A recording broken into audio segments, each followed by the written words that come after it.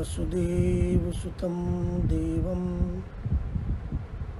कंसचाणूरमर्दनं देवकी परमानन्दं कृष्णं वन्दे जगद्गुरुं मूकं करोति वाचालं पंगुं लंघयते गिरिं यत्कृपातमहं वन्दे परमानन्दमाधवम् जन्माद्यस्य तोऽन्वयादितरतश्चारितेष्वभिज्ञस्वराट् तेने ब्रह्महृदाय आदिकवये मुह्यन्ति यत्सूरयः तेजो वारिमृदां यथा विनिमयो यत्र त्रिसर्गो मृषा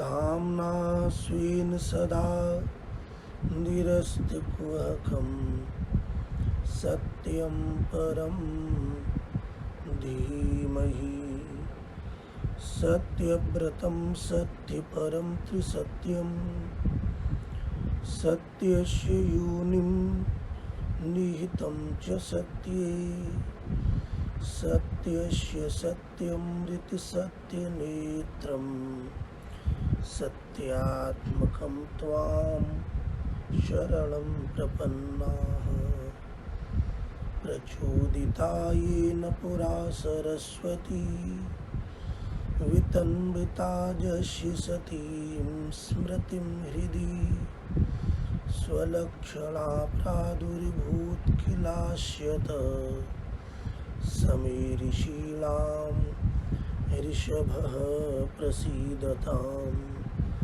भूतैर्महद्भिर्य इमः पुरो विभुर्निर्मायशेते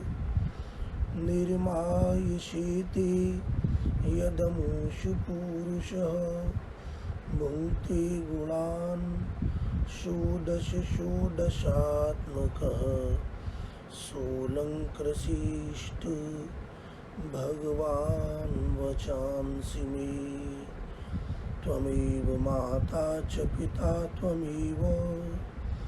त्वमेव बन्धुश्च सखा त्वमेव विद्या द्रविणं त्वमेव सर्वं मम देवि देव नमो देवि यमुने हरे कृष्ण मिलनान्तरायं निजनाथ मार्गदायिनी कुमारी कामपूरिके कुरु भक्तिरायं नमो देवि यमुने नमो देवि यमुने श्याम सुंदर श्री यमुने महारानी की जय श्री गोवर्धन नाथ की जय।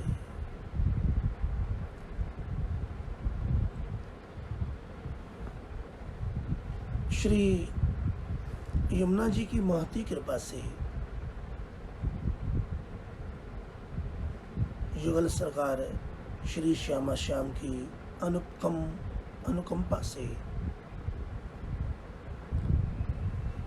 एक बार पुनः हम और आप सत्संग के लिए प्रस्तुत हुए हैं।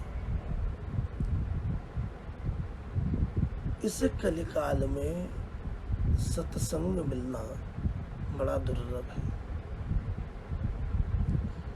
जब श्री यमुना जी कृपा करती हैं, प्रभु कृपा करते हैं, तब सत्संग के क्षण आते हैं तो प्रतीक्षा में आनंद है। यदि विश्वास दृढ़ है तो फल की प्राप्ति भी दृढ़ है। भगवान, भक्ति, मंत्र विश्वास पर टिके हुए हैं। जिसे विश्वास है कि भगवान जीव पर कृपा करते हैं, वो पग पग पर भगवान की कृपा का अनुभव करते हैं। और जो सब छोड़कर केवल सेवा और कथा, ये जो श्री कृष्ण का दिव्य रस है, भगवान ये रस अपने अनन्य कृपा पात्र भक्तों को प्रदान करते हैं। राजा परीक्षित, जिन्हें 7 दिन का जीवन ऋषि की वाणी के द्वारा मृत्यु काल से पूर्व विदित हो गया, ये भगवान की कृपा। भगवान ने अनुग्रह किया। फिर श्री सुखदेव जी महाराज ने कथा प्रारंभ की। 1 दिन, 2 दिन, 3 दिन, 4 दिन, 5वें दिन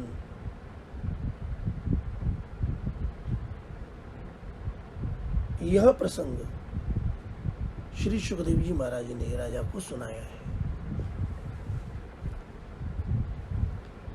श्री उद्धव जी का ब्रज गमन श्रीमद् भागवत का अत्यंत ही रसानुभूत रस का समुद्र, जिसमें श्री उद्धव जी महाराज जो श्री कृष्ण का संदेश लेकर गए हैं,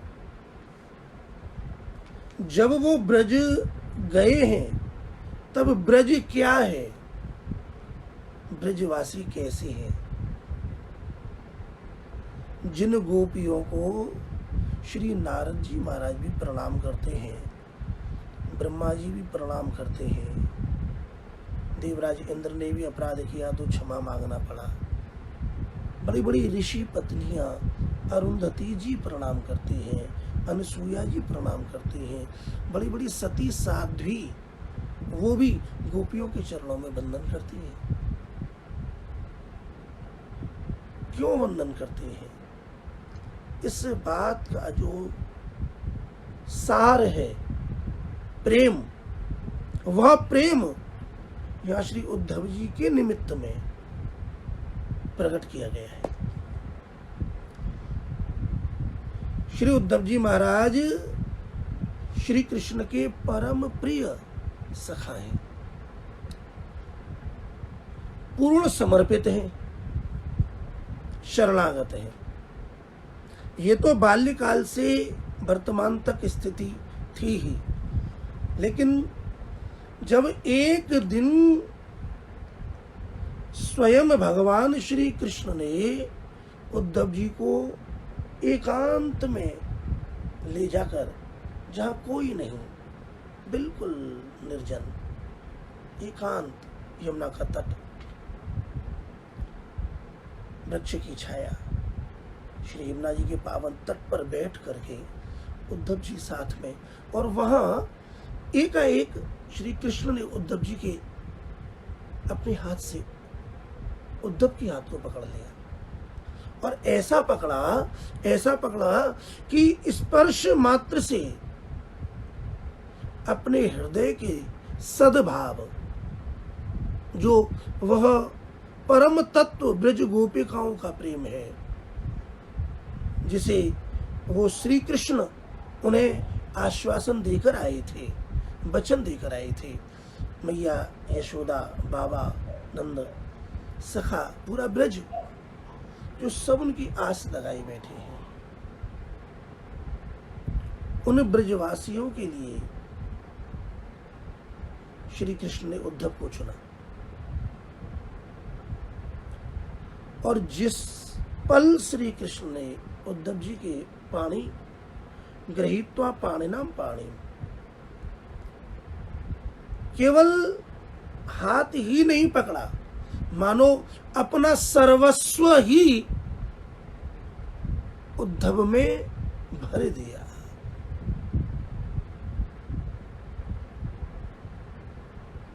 जैसे श्री गिरिराज भगवान भी हैं और हरिदास वरी भी हैं। ऐसे ही उद्धव जी हरिदास ही हैं, भगवान के दास हैं। आज भी बद्रीनाथ में प्रत्यक्ष उद्धव जी की सेवा श्री नर नारायण भगवान के लिए समर्पित होती है। वहां वो पूजित हैं, सेवा में आज भी हैं श्री उद्धव जी महाराज। उद्धव का जाना ब्रज में मानो महोत्सव की तैयारी होना। जो प्रतीक्षा जिस पल से श्री कृष्ण मैया यशोदा के यहां से मथुरा के लिए गए थे, उस पल से जन जन में, हृदय हृदय में, जीव जंतु प्राणी मात्र में, जड़ चेतन में श्री कृष्ण के आगमन की प्रतीक्षा बस रही थी। प्रेम मार्ग का नाम है प्रतीक्षा मार्ग। प्रेम में प्रतीक्षा बहुत है। जो गोपी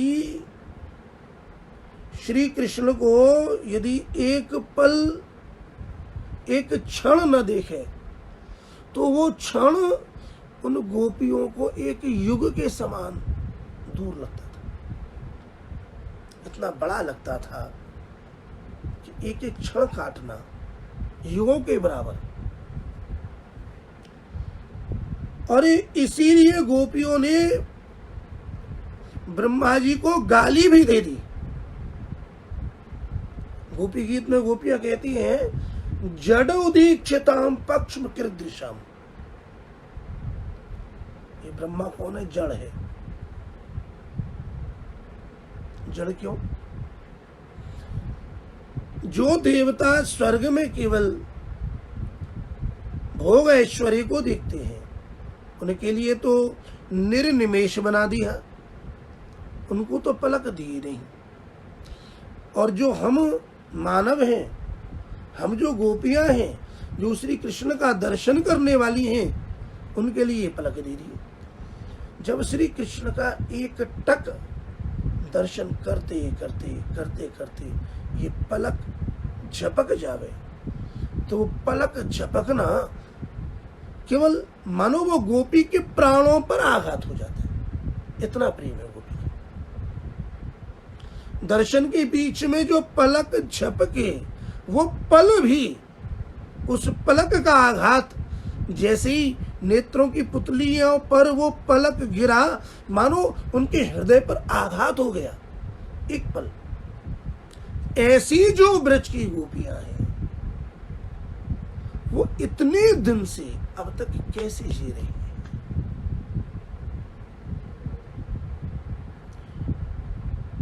श्री कृष्ण जब उद्धव जी को संदेश देने के लिए भेजते हैं, उद्धव जी ने ब्रज में प्रवेश किया। मुख्य बात श्री सुखदेव जी महाराज की, श्री व्यास जी महाराज की, कि जब उद्धव जी ब्रज में गए हैं तो वहां बाह्य रूप से उन्हें कहीं भी कोई शोक नहीं दिखा।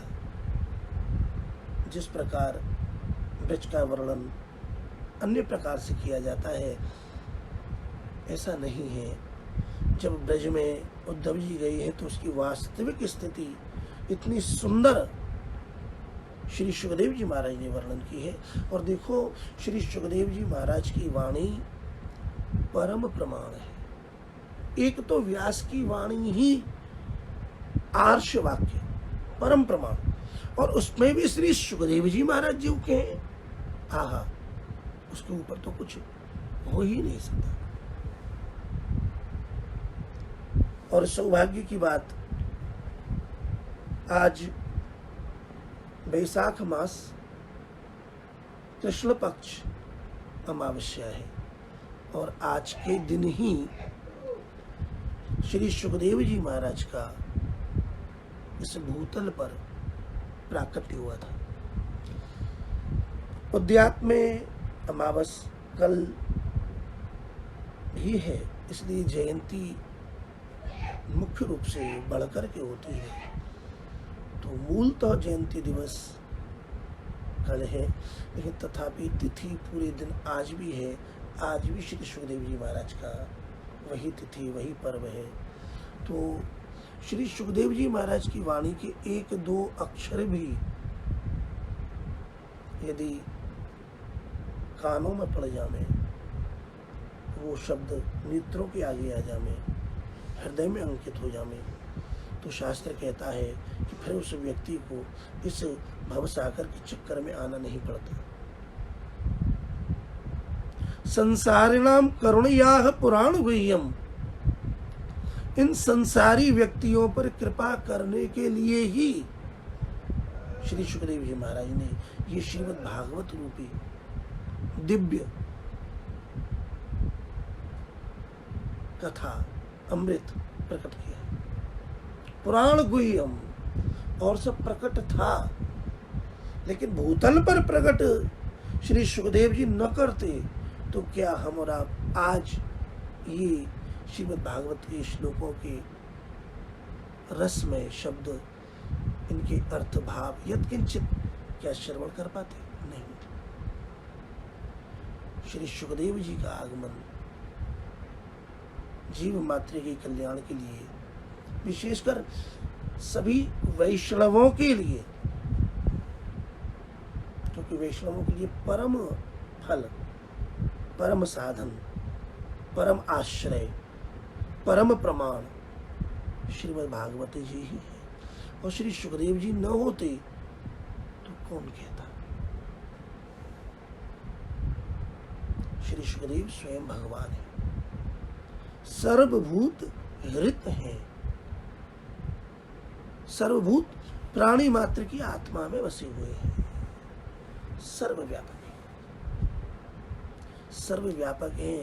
तभी तो ये प्रमाण है कि हम और आप आज लॉकडाउन में भी अपने घर में बैठ करके श्री सुखदेव जी की सर्वव्यापकता से उनकी वाणी का रसास्वादन कर रहे हैं। तो आइए अब अपने मन को ब्रज की लीला में स्थिर करें और दो पल भगवान के नाम का उच्चारण करें। गोविंद जय जय, गोपाल जय जय, गोविंद जय जय, गोपाल जय जय, श्री राधा रमण हरि गोविंद जय जय, श्री राधा रमण हरि गोविंद जय जय। गत दिन के मंगलमय प्रसंग में हमने श्रवण किया, देखा कि उद्धव जी महाराज नंद भवन में पहुंच चुके हैं। नंद बाबा ने उत्तम भोजन का बड़े प्रेम से, प्रेम पूर्वक श्री उद्धव जी महाराज को भोजन कराया और सुंदर सैया पर थकान मिटे, कष्ट दूर हो, यहाँ तक आए हैं, उन्हें सुख मिले, सैया पर लेटाया। और जो सेवक गण है वो भी कहा चलो सब जने लगो, और भाव में स्वयं भी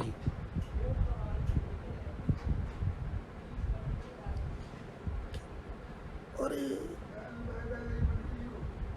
अब श्री नंद बाबा जी जब पूर्णतः उद्धव जी विश्राम में है, उन्हें सुख मिल रहा है, तब अब पहली बार मथुरा वासियों की श्री कृष्ण की चर्चा प्रारंभ कर रही है।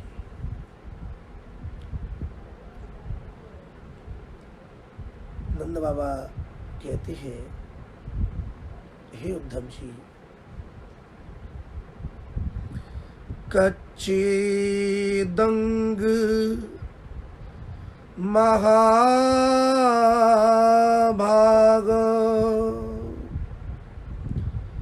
सखान शूर नंदन आस्ते कुशल्य पत्याद्यैर युक्तो मुक्तः सुहृद वृतः। हे महाभाग उद्धव जी, हमारे अत्यंत प्रिय, हमारे बड़े खास, हमारे सखा जो वसुदेव जी हैं, वो कुशल तो है। अब तो वो बंधन से भी छूट गए। कितने लंबे समय तक उन्हें बंधन में रहना पड़ा था।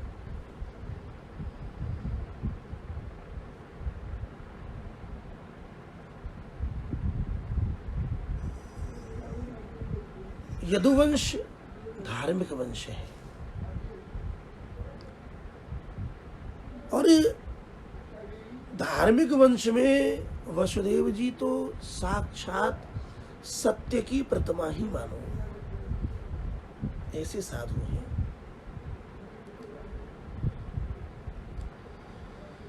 और ऐसे महात्मा को बंधन में, जेल में डाल देना, उन्हें कष्ट पहुंचाना बड़ा घोर अनर्थ था। चलो अब बंधन से छूटे और वसुदेव जी के और भी जो, तो अब वो कुशल तो है, बंधन से तो छूट गए और कोई कष्ट तो नहीं। और भी उनके जो आत्मीय स्वजन बंधु बांधव हैं, परिवार है, वो सब उनके साथ ही है ना। अब तो सब मिलकर सुख सहित, आनंद सहित रह रहे ना, क्योंकि बहुत लंबे समय तक उन सभी को कष्ट झेलना पड़ा था। तो उद्धव जी बताइए, वो सब कुशल हैं, बोले कोई कष्ट तो विशेष नहीं। और कंस तो था ही दुष्ट, पापी। वो कंस तो अपने पाप से ही मर गया। यहां नंद बाबा की बात को जरा देखिए, कितनी सरलता से, कितनी सार की बात कहते हैं। ये प्रेम है उनका। दिष्ट्या कंसो हतः पापः सानुगः स्वेन पापम्। जो कंस ने ब्रजवासियों पर, मथुरा वासियों पर, इस सृष्टि पर अत्याचार किया था, उस पाप के फल स्वरूप ही वो मारा गया। उसका मारा जाना कोई अपराध नहीं है। उसने पाप, जो पाप किया था, उन पाप का फल ही उसे मृत्यु के रूप में मिला।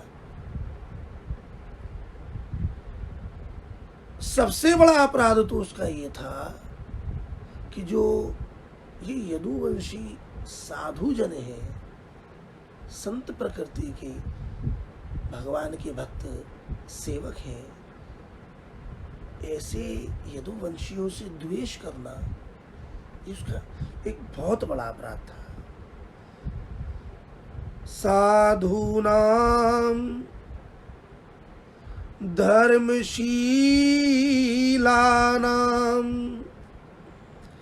यदूनां द्वेष्टि यः सदा। ये तो प्रसिद्ध बात है कि वो पूरी जिंदगी वो द्वेष ही करता था। ये यदुवंशी कैसे हैं? साधु नाम धर्मशीला नाम, बड़े धर्मशील हैं, धर्मात्मा है। उसी वंश में वसुदेव जी, और ये शुरू से ही उनसे द्वेष करता था, और उसी द्वेष का परिणाम ये हुआ कि उसे उसके पाप के कारण उसे मरना पड़ा। चलो, वो पापी कंस भी मारा गया, मथुरा पर जो आक्रमण अत्याचार था वो भी शांत हुआ।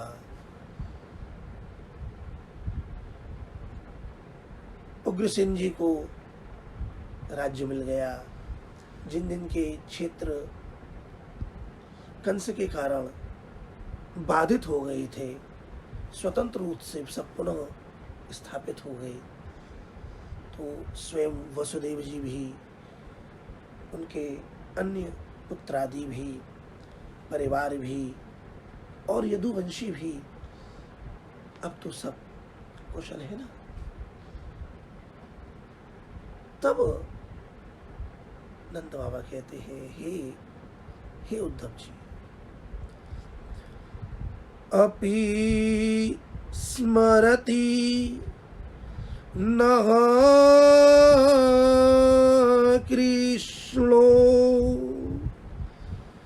मातरं सुहृदं सखीन् गोपान् ब्रजं चात्मनाथं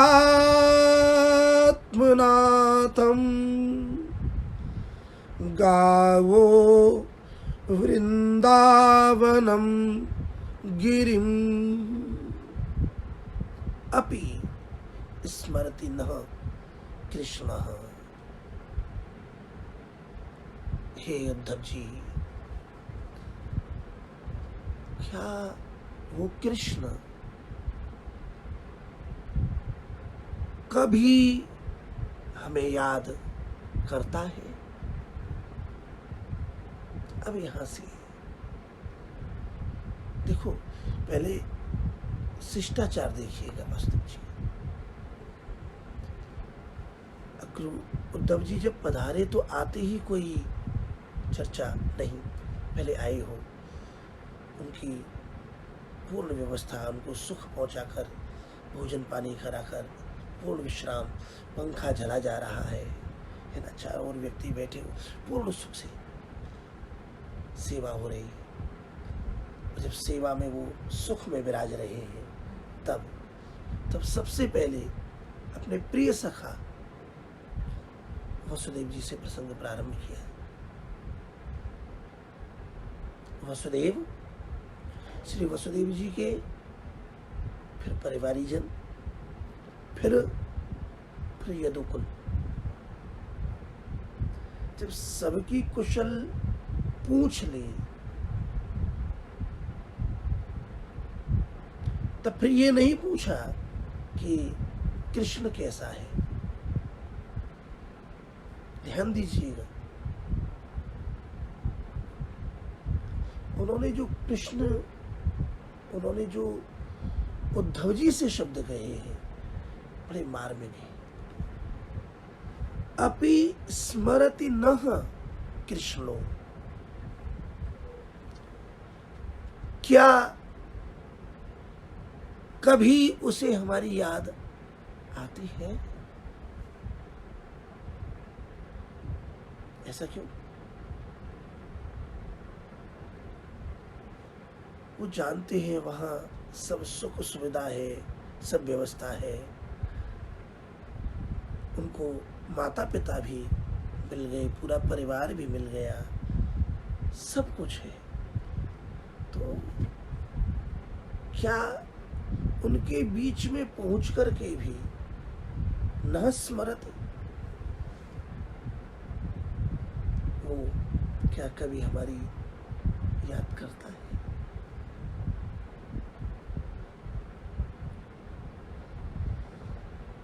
मातरम, देखो उद्धव जी, ये इसकी माँ है। मैया यशोदा की तरफ संकेत किया। उद्धव जी ने यशोदा को देखा।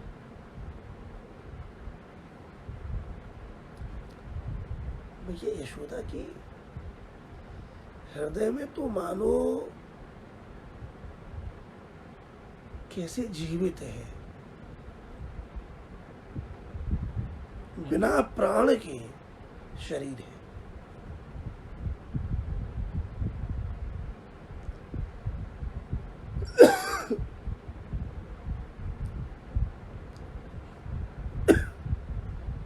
क्या उसे कभी अपनी माँ की याद आती है?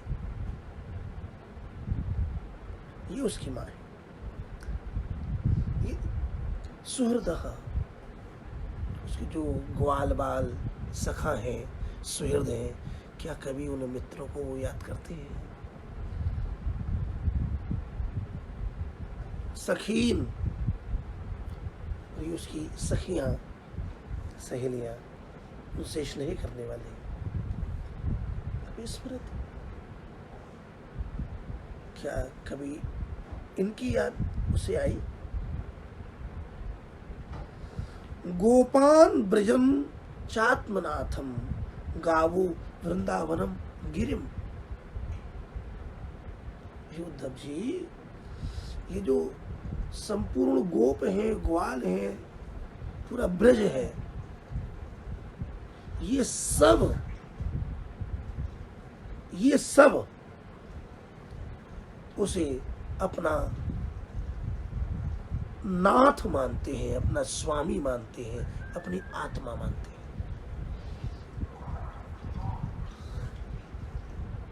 ध्यान दीजिएगा, क्या उसे कभी हमारी स्मृति आती है, याद आती है? ये उसकी माँ, ये उसके सखा, ये उसकी सखी, ये उसकी गैया, ये उसका वृंदावन, ये गोवर्धन, ये पर्वत, ये गली, ये उसके वृक्ष, इनकी उन्हें कभी याद आती है? ये सब उन्हें अपना स्वामी मानते हैं। श्री कृष्ण में इनका इतना प्रेम है कि श्री कृष्ण को अपना सर्वस्व मानते हैं। क्या इन सब की कृष्ण को कभी याद आती है? कभी उसने याद किया?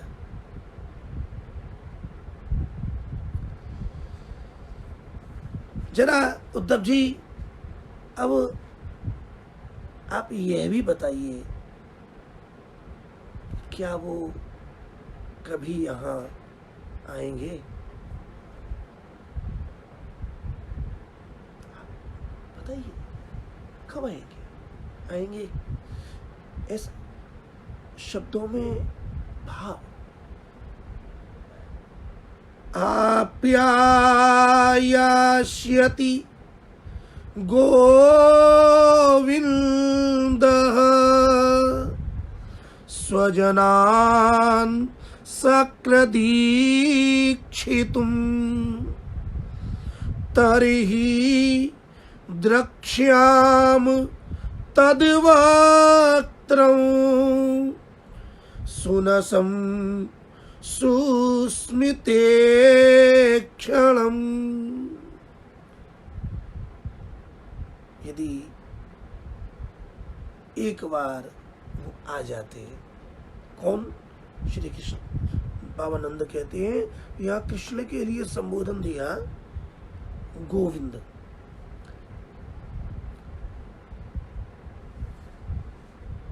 हमारे गोविंद मतलब श्री कृष्ण। ये जो उसके स्वजन हैं,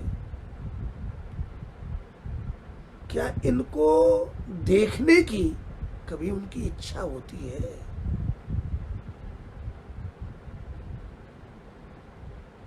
ये सब उसे देखना चाहते हैं। बस एक बात,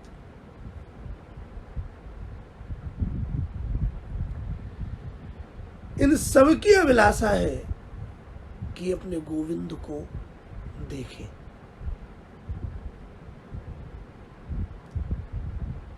गोविंद शब्द कहने का अभिप्राय ही यही है। हर पूरे ब्रज की श्री कृष्ण से अपनी अलग अलग निजी निजी भावनाएं हैं। गोविंद कहने का अभिप्राय यह है जो इंद्रियों के स्वामी हैं। जैसे गवाम कुलम गोकुलम, जो गायों का कुल है वो गोकुल। तो गो शब्द का अर्थ इंद्रियां, जो इंद्रियों का कुल है वह गोकुल, यह शरीर गोकुल। ठीक इसी प्रकार गोविंद, गो माने गाय और गायों के इंद्र, गवाम इंद्रम गोविंदम, गायों के स्वामी गोविंद्र। गो माने इंद्रियां, इन इंद्रियों के स्वामी भी कौन है? श्री कृष्ण। ये संपूर्ण जो ब्रज है, इस ब्रज का प्रत्येक जन, जड़ और चेतन, ये श्री कृष्ण को अपना सुहृद मानता है, अपना स्वामी मानता है, अपनी आत्मा मानता है। और हर ब्रजवासी का, प्रत्येक व्यक्ति का, सबका श्री कृष्ण से अपना अपना निजी संबंध है, निजी भाव है। तो किसी को तो कृष्ण के रूप से मोहब्बत है महाराज, तो जिसकी आंखों में श्री कृष्ण समाये हुए हैं, उसी श्री कृष्ण की वो रूप माधुरी देखनी है। तो जब वो गोविंद आएंगे तब तो उनके नेत्रों की तृप्ति होगी, उनके नेत्रों के स्वामी तो कृष्ण। किसी को श्री कृष्ण के नाम से बहुत प्रीति है, तो जब श्री कृष्ण की वेणु माधुरी जो सुनी वो सुननी है, कृष्ण की जो मधुर मधुर मीठी मीठी बातें हैं वो सुननी है। किसी को श्री कृष्ण से आलिंगन करना है, तो ये जो संपूर्ण ब्रज है, ये जो सखाएं हैं जो श्री कृष्ण से लिपट जाते हैं, ये जो संपूर्ण ब्रज है, श्री कृष्ण इन सब के नाथ हैं। श्री कृष्ण गोविंद हैं।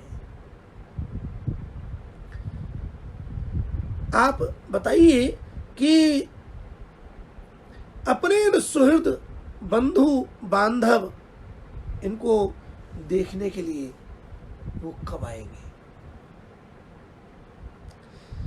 और ज्यादा तो क्या कहें, यदि वो आ जाते तो हम भी एक बार उन्हें देख लेते।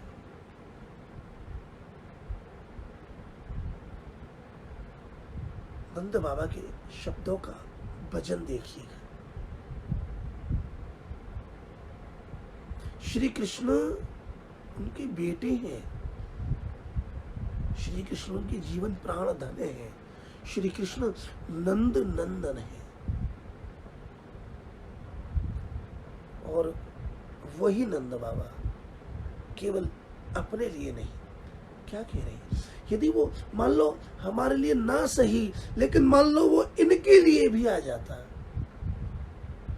यदि अपने ग्वाल वालों का प्रेम ही उसे खींच लावे, तो हम देख लें, इन गोपियों का प्रेम उसे खींच लावे, इन्हें ही देखने के लिए आ जाए, शायद उसे चलो हमारी याद नहीं आती ना सही, शब्दों को देखिएगा, अपि स्मरति नः कृष्ण, क्या उसे कभी हमारी याद आती है? नहीं आती, कोई बात नहीं, हमें भूल गया, कोई बात नहीं, लेकिन मातरम, क्या उसे अपनी माँ की भी याद नहीं आई? अच्छा चलो मान लिया नहीं आई होगी, उसे भी भूल गया। ये जो सुहृद हैं जिनके साथ वो एक इशारे में गहरी नींद में सो रहा हो और जगाने पे न जगे, और जैसे ही हम कहें अरे लाला उठ, और ये मैया कहे कि देख तेरे ग्वाल वाल तो ये खेलने के लिए बुलाने आए हैं, तो तुरंत उठ करके दौड़ता ही दिखे। माता यशोदा हरि को जगावे, जागो उठो मोहन नींद खोलो, द्वारे खड़े गोप बुला रहे हैं, गोविंद दामो दर माधवेती,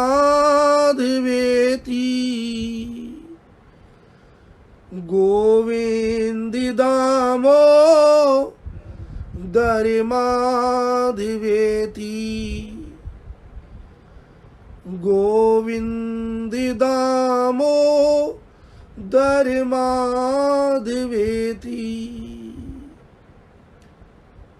मैया जगा रही है और कन्हैया जाग नहीं रही।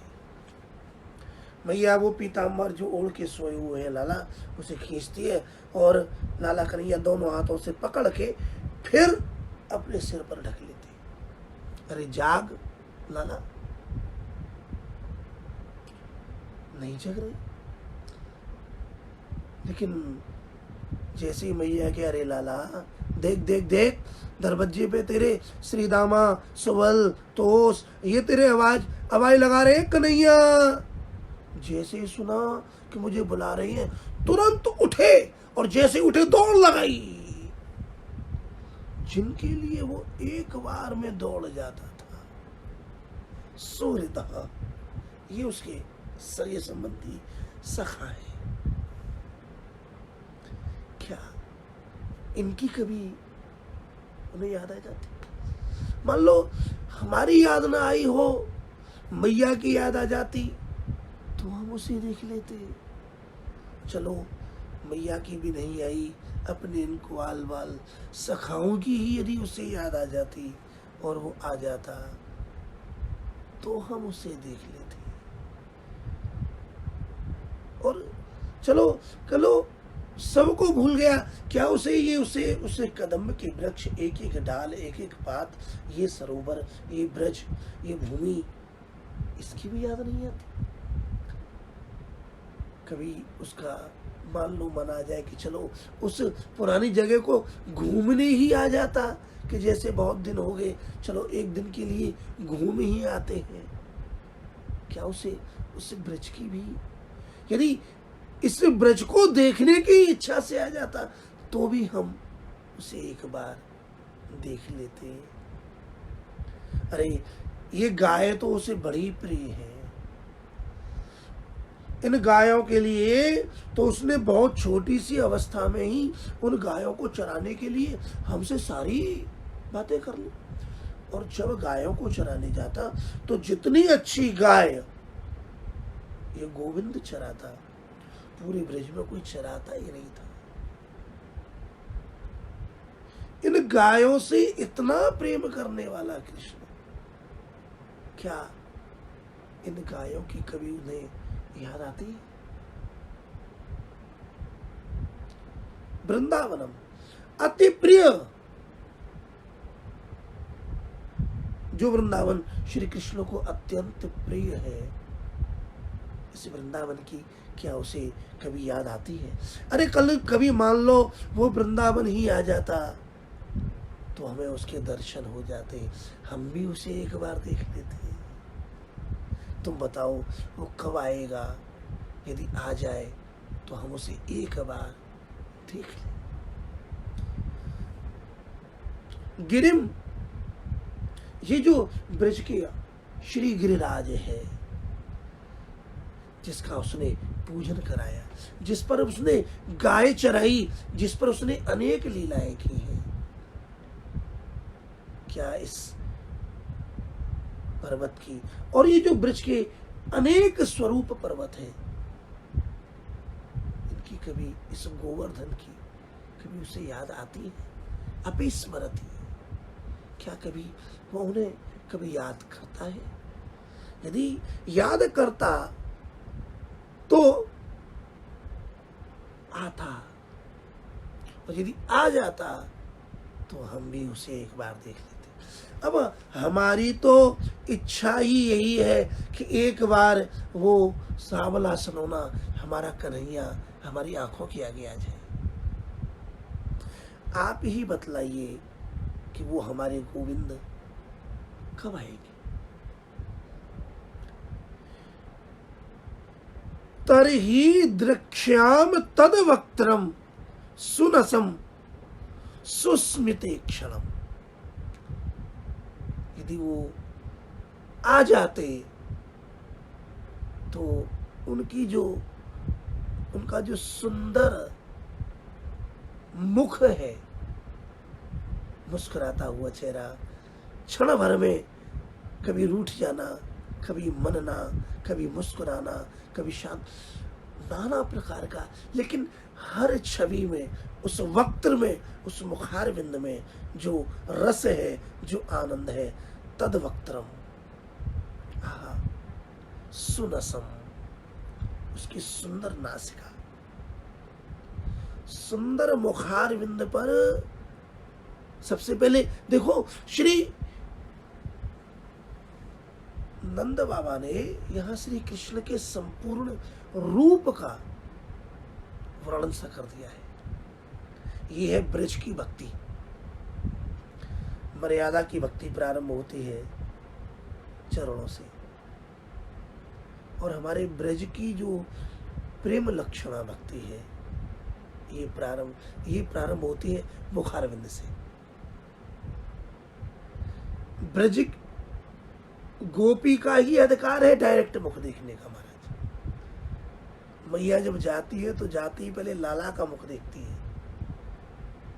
नंद बाबा भी जब श्री कृष्ण को देखने की इच्छा, अपनी लालसा प्रकट कर रहे हैं, तो सबसे पहले उनके मुखारविंद से क्या निकला?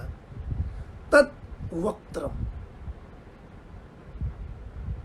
उनका जो सुंदर मुखारविंद है, और उस मुखारविंद में क्या है? सुंदर नासिका। श्री कृष्ण का वो जो सांवला सलोना, दिव्य कांति युक्त, बिल्कुल तीखी सुंदर नासिका, और सुस्मिते क्षणम,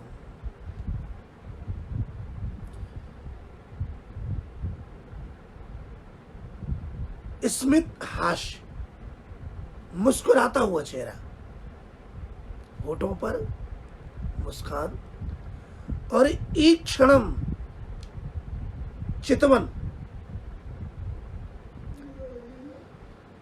मुखारविंद की शोभा का वर्णन किया है कि यदि वो यहाँ आ जाते तो हम उनके मुखारविंद की जो सुंदर नासिका है, उनका जो मधुर हास्य है, और मनोहर चितवन से युक्त उनका जो मुकमल है, वो हम देख लेते।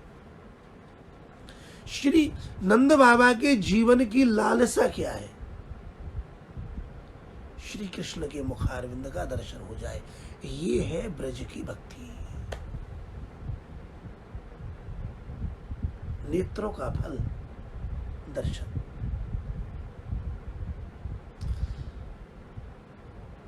ये गति योगी को नहीं है, याज्ञिक को नहीं है, दानी को नहीं है, तपस्वी को नहीं है।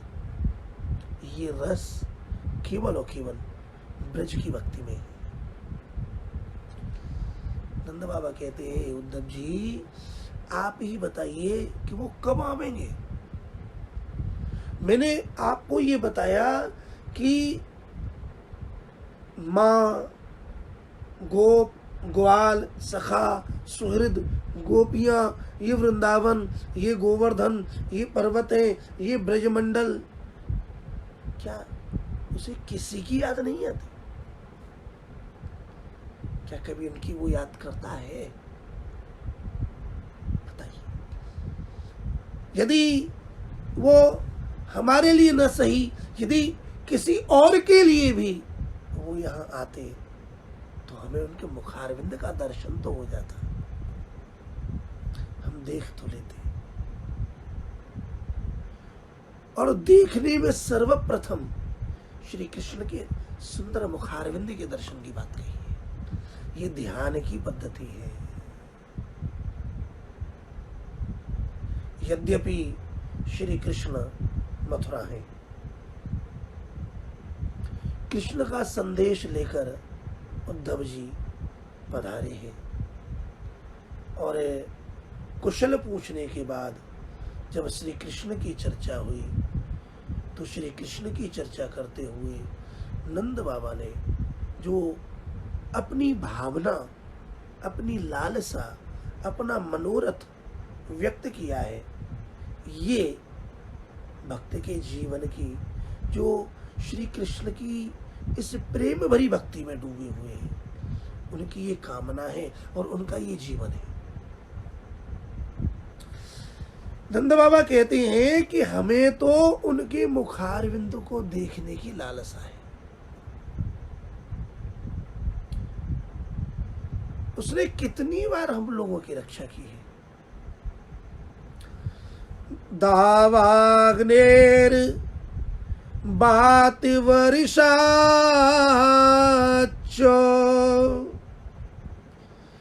वृष सर्पाच रक्षिताः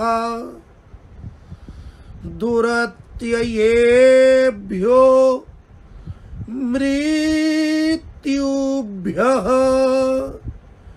कृष्णेन सुमहात्मना।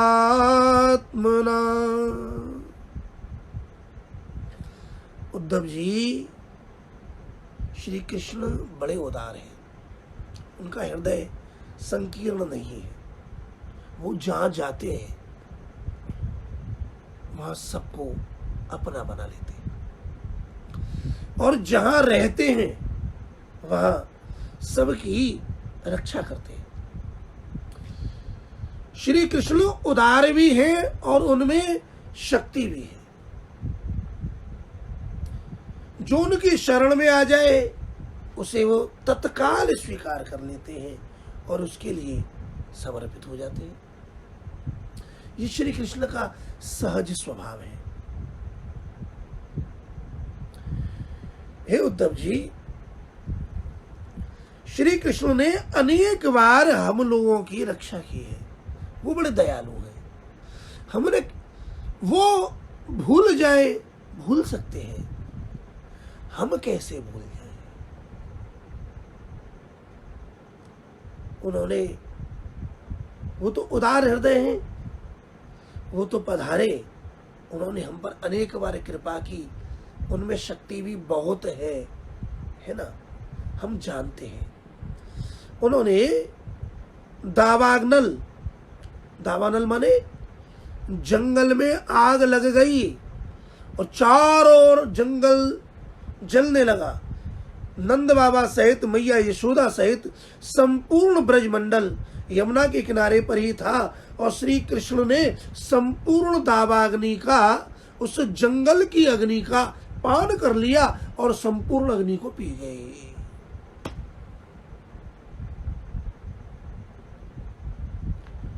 संपूर्ण ब्रजवासी मारे जाते, कोई भी ऐसी व्यवस्था नहीं थी जिसके द्वारा हमारी रक्षा हो सके।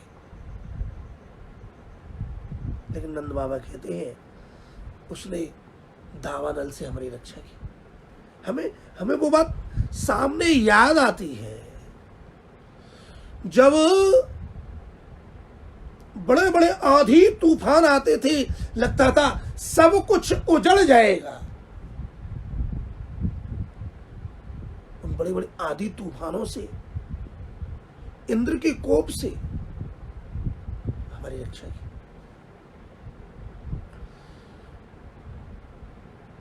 वृषासुर, अघासुर और वह शंखचूड़ सर्प जिसने नंद बाबा को ही पकड़ लिया था। रास की कथा के बाद श्री सुखदेव जी महाराज ने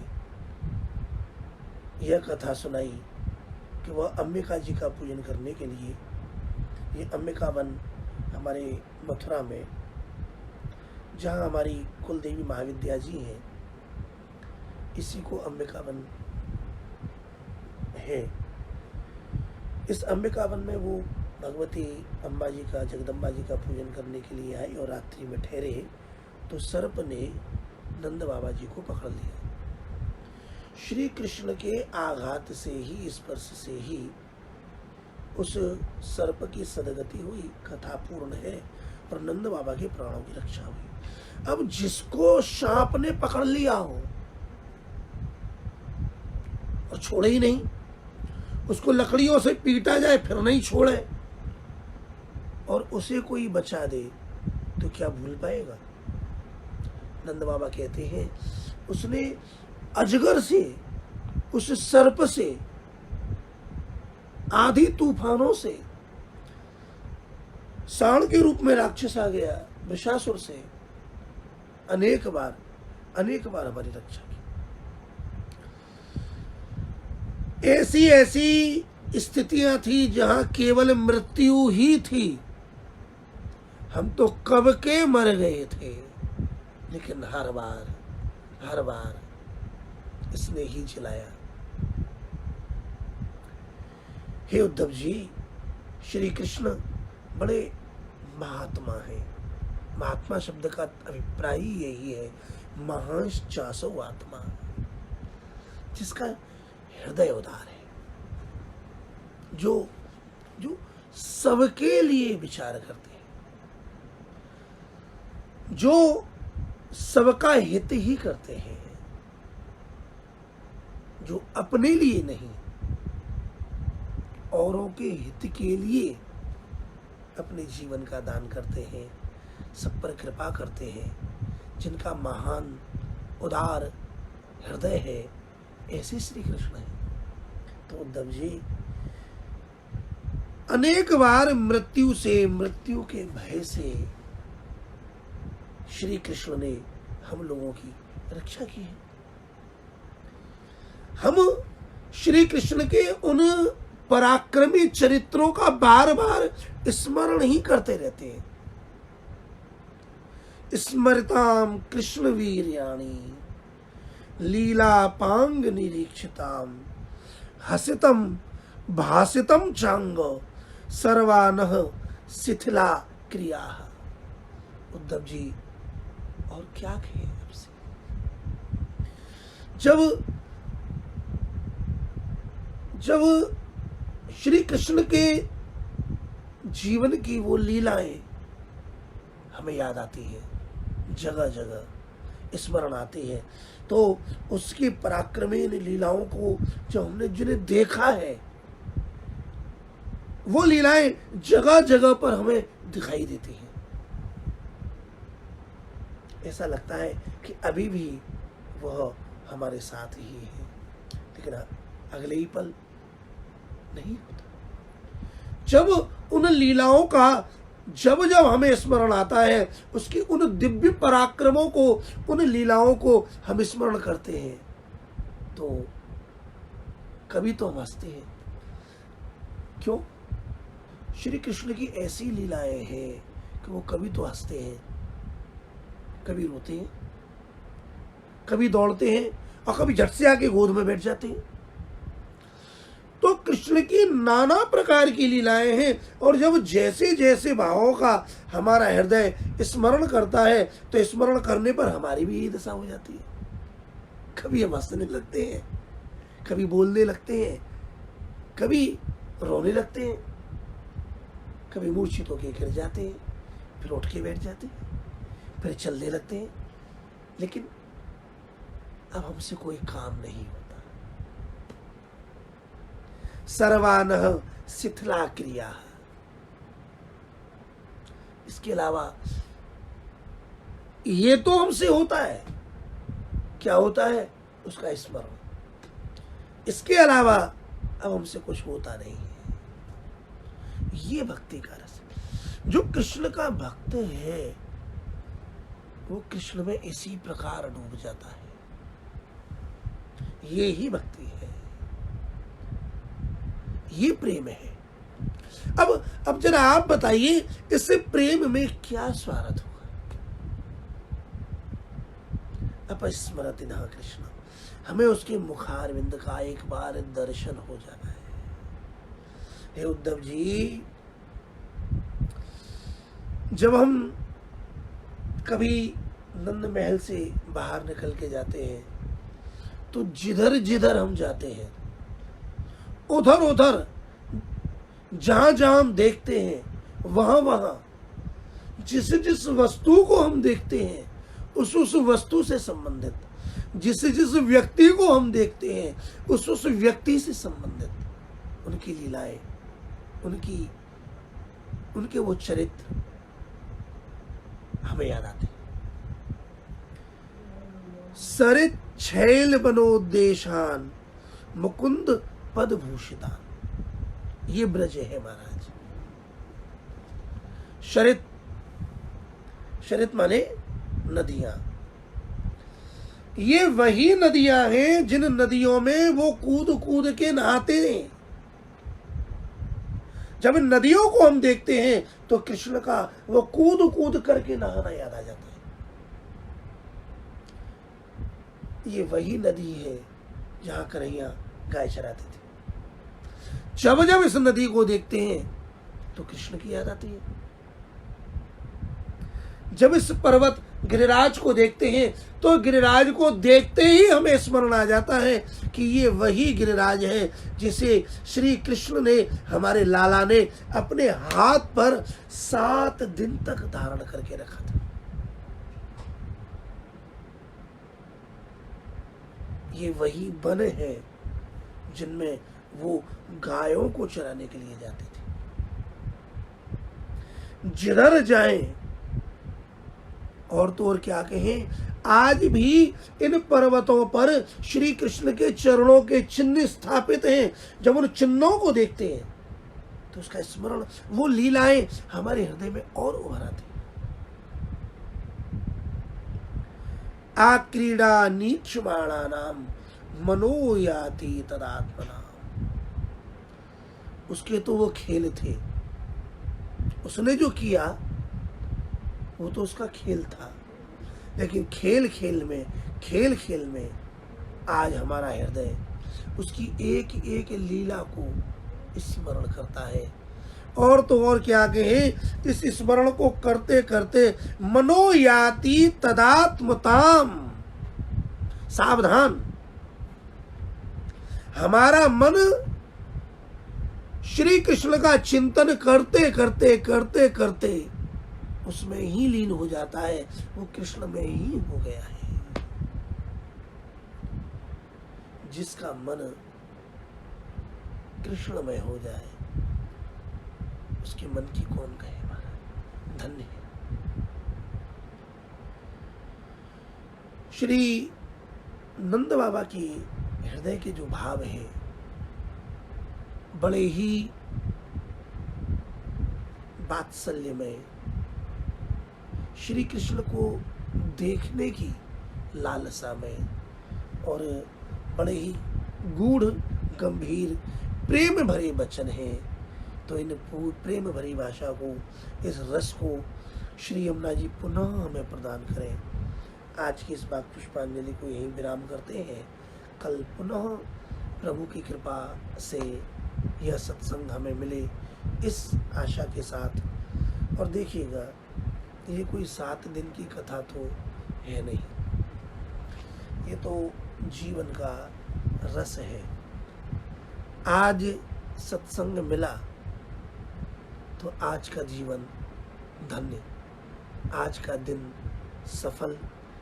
इस भावना से यह कृष्ण चर्चा ब्रजरस श्रीमद् भागवत अमृत श्री सुखदेव जी महाराज की वाणी के द्वारा प्रकट निगम कल्प तरोर गलितम फलम शुक मुखात अमृत द्रव संयुतम पिबत भागवतम रसमालयम मुहुरहो रसिकाः भुवि भावुकाः। ये श्रीमद् भागवत क्या है? श्रीमद् भागवत निगम कल्प तरोर गलितम फलम। निगम कहते हैं वेद को, निगमो वेदः। निगम कल्प तरोह, कल्प तरु माने कल्प वृक्ष।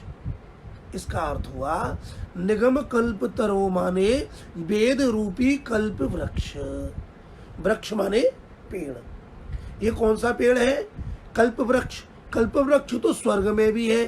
बोले वो नहीं, वो कल्प वृक्ष तो केवल स्वर्ग के वैभव दे सकता है, भोग दे सकता है, लेकिन कृष्ण को नहीं दे सकता। एक व्यापी वैकुंठ में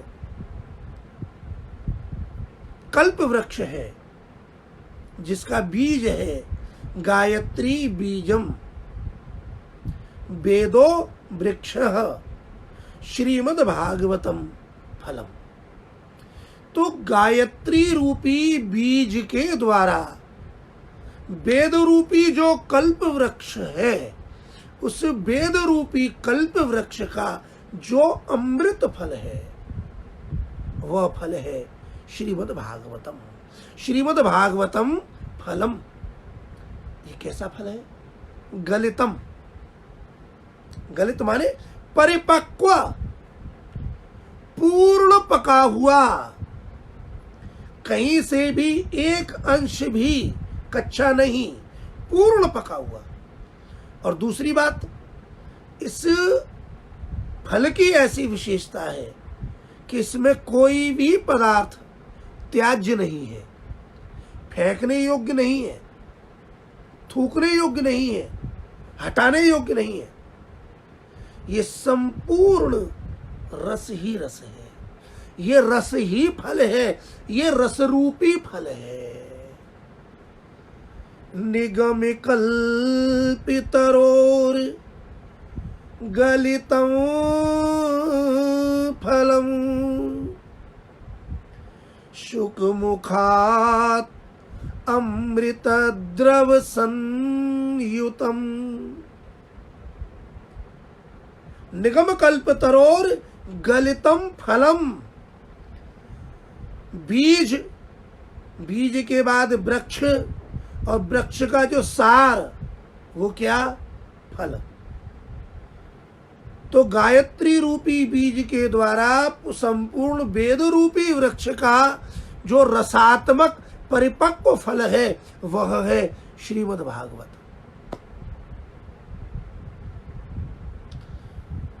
शुकमुखात अमृत द्रव संयुतम।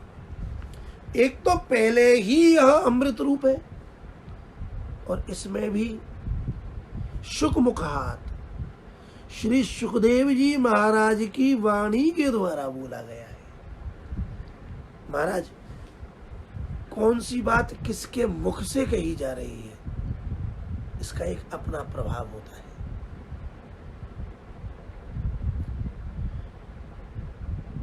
श्री सुखदेव जी महाराज तो स्वयं ब्रह्म रूप है। उनकी वाणी का माधुर्य, अमृतत्व और इस श्रीमद् भागवत में मिल गया। तो एक तो पहले ही वेदों का सार, और उसमें भी श्री सुखदेव जी महाराज की वाणी का अमृत, तो इसकी तो फिर कहने ही क्या महाराज। इसलिए श्री व्यास जी महाराज कहते हैं, पिबत भागवतम रसमालयम,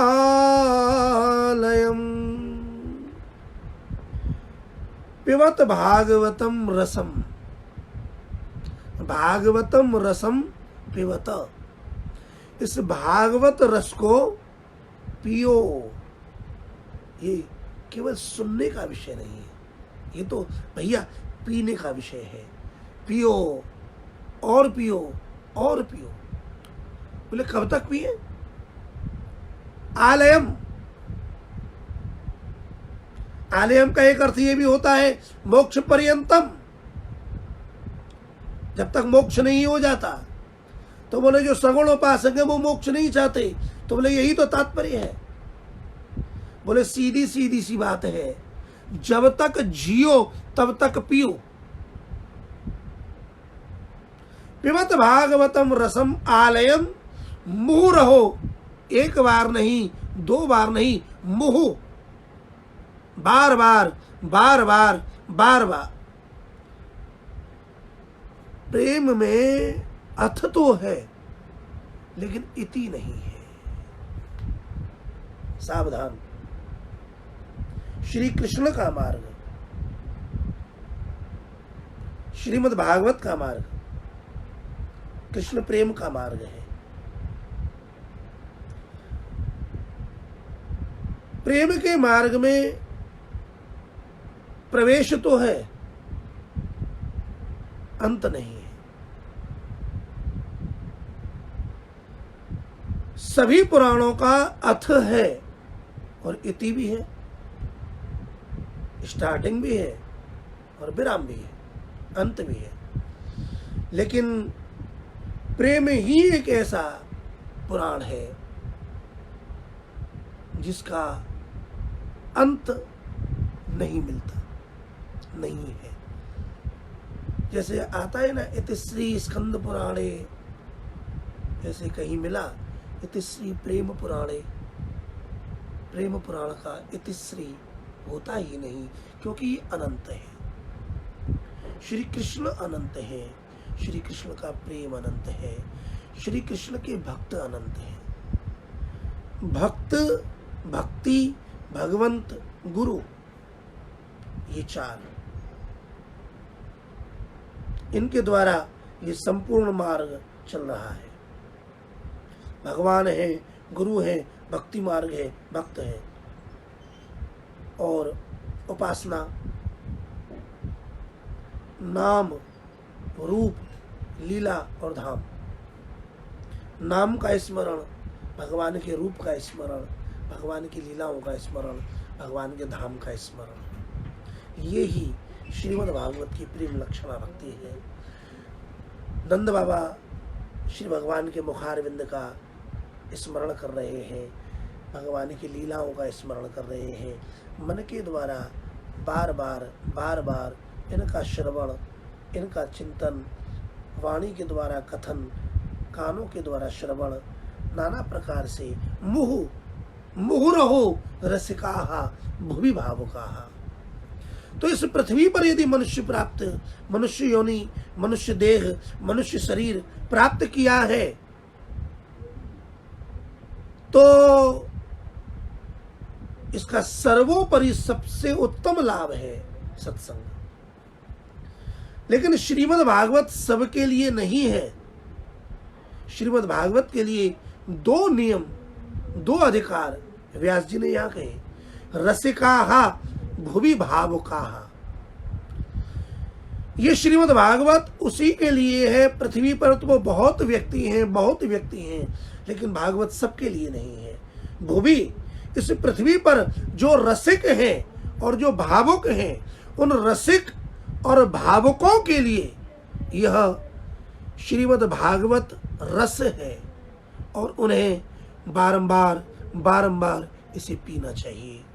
तो श्री सुखदेव जी महाराज ने ही ये रस प्रदान किया और उनकी ही कृपा से शिष्यई ही प्रशिष्यई ही तत्शिष्यई ही, श्री सुखदेव जी के शिष्य, उनके शिष्य, फिर उनकी वाणी, फिर उनकी वाणी, फिर उनकी वाणी, मूलतः वह श्री सुखदेव जी महाराज ही आज तक इस धारा में निरंतर विराजमान है।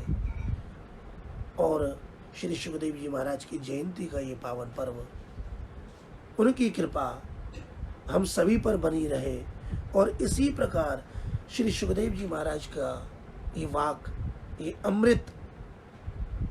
अमृतमयी वाणी, ये अमृत रूप श्री कृष्ण श्रीमद् भागवत हमें नित्य निरंतर प्राप्त होता रहे, इस भावना के साथ श्री सुखदेव जी महाराज के लिए चरणों में नमन करते हुए आज की वाक पुष्पांजलि को यहाँ विराम देते हैं। कल पुनः इसके आगे हम और आप चिंतन करेंगे। आप लोग अपने घर में भी श्रीमद् भागवत जी के इन श्लोकों को, इनकी हिंदी को पढ़िएगा, उनको बार बार समझने का प्रयास कीजिएगा। तो ये सत्संग का रस आपको और भी अनंत गुण, अनेक प्रकार से, अनंत प्रकार से अनेक रस आपके हृदय में भर देगा। ये रस आपके हृदय में विराजमान हो। ये लॉकडाउन का जो समय चल रहा है, इसका सदुपयोग हो। ये महामारी जल्द शांत हो, प्रभु प्रसन्न हो। सर्वे भवन्तु सुखिनः, सर्वे सन्तु निरामयाः, सर्वे भद्राणि पश्यन्तु मा कश्चित् दुःख भाग् भवेत्। हरे कृष्ण कृष्ण कृष्ण हरे हरे, हरे राम राम राम हरे हरे। जय श्री कृष्ण।